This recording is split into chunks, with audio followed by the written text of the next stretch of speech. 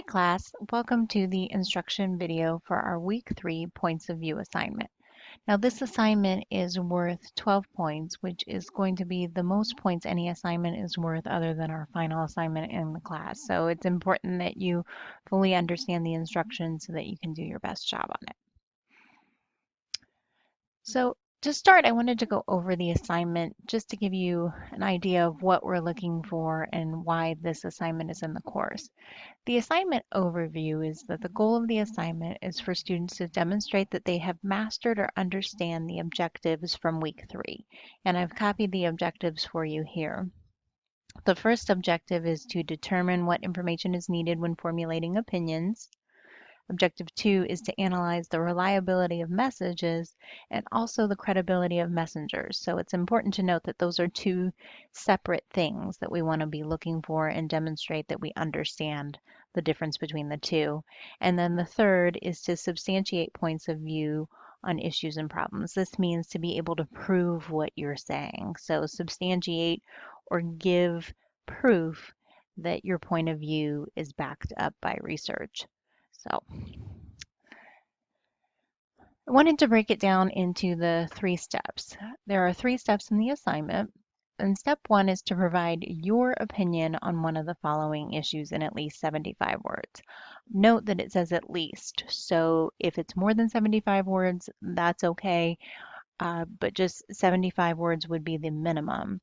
And this is your opinion before you do research. So what are your initial thoughts on one of these topics?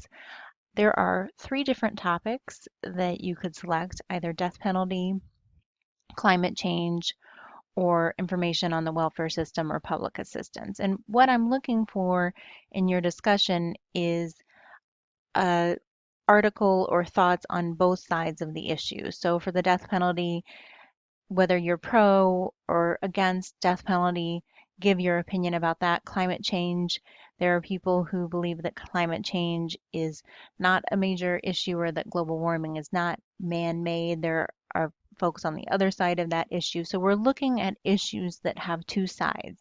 And that's where the idea of point of view comes from. Welfare system, is the welfare system working? Is it effective? I had somebody do one on should there be drug testing for welfare recipients.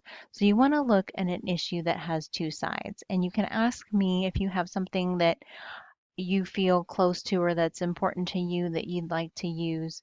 Certainly reach out to me, send me a private message, let me know what that issue is. The main thing is I would want you to select a topic that you can find something on each side. I had a student who did something on homeschooling, so that's one where it's easy to find folks who are in support of it or folks that say that the public system is a better way to educate kids. So you're wanting to look for an issue that has a point of view on either side. All right, moving on to step 2. The next step is to locate articles. You can use the University Library, which is a great resource. There's many peer review articles in there, lots of good information. You can also use the internet. I will caution you that when you use the internet to find articles, there's more issues with reliability and credibility as we talked about in our discussion. So you want to be sure to look for articles, university library or internet, but you want to make sure that you're finding articles and not just snippets of information or blogs or things of that nature. Again, you want to discuss it in 75 to 100 words per article from either side of the issue, and then answer these questions. Is the information contained in the article reliable? And explain why you think that. Are the authors credible, and why or why not you might think that? And sometimes with the author, you might not know a lot about them. You can do a Google search to find out a little bit more about the author. A lot of times there's an about tab at different websites that can give a little bit more information about the author, but look at their credentials, their educational background, their history in the field, things of those nature to help you determine if the author is credible. So the article message or messenger show competence, character, connection, ethics, or integrity. Is there appear to be a bias in the article? Is the author giving their opinion? Was the article produced by a certain public interest group that maybe tends to be conservative or liberal? So really evaluate the credibility of the article. Moving on to step 3, the last step of this assignment is to answer, has your opinion changed based on your research? So you reflect on what your original opinion was before you did research, and then you consider whether one of these articles was more persuasive than the other and why.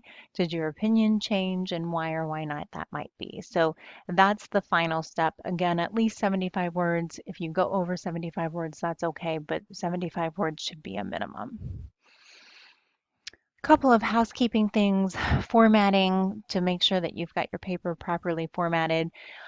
Paper should be in APA format. This is going to be true throughout your college career. This means including a title page, citations within the text of the paper, and a reference page. You can find the sample APA paper link here attached to these instructions.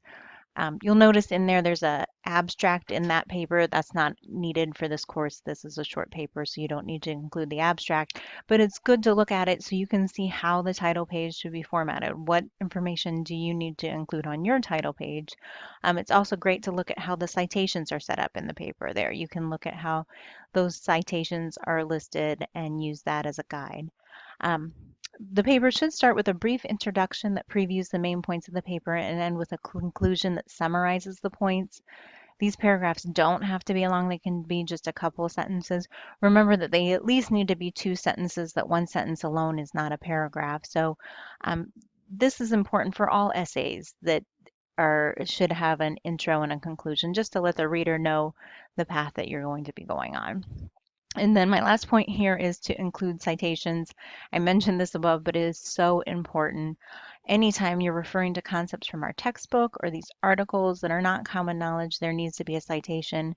Sometimes students think that citations are only for direct quotes, and actually citations are for paraphrased material as well. So there shouldn't be a paper that doesn't have some in-text citations in it. So if you have any questions about paraphrasing, there's good information at the CWE. If you're unsure and you have questions, just ask and I'd be happy to walk through that with you. All right, so before you post a paper, couple things I recommend. Look at the grading rubric to make sure you covered all the points. This is a great way to make sure that you didn't leave anything out. Proofread your paper. One thing I like to do is read my papers aloud. That way, when I hear it out loud, I hear when things maybe don't sound quite right or maybe I'm missing a word. Be sure to run spell check. That's a super easy way to catch errors and it will help you from just having those mistakes that aren't needed. Save the paper as a Microsoft Word document. The reason for this is I'm able to put comments directly on Word documents and get them back to you. If you have it as a PDF or some other form, that's not possible. So everything should be Microsoft Word document. Then you submit your paper as an attachment and you're good to go. If you have any questions that come up along the way, please don't hesitate to ask and good luck on your papers. Thanks.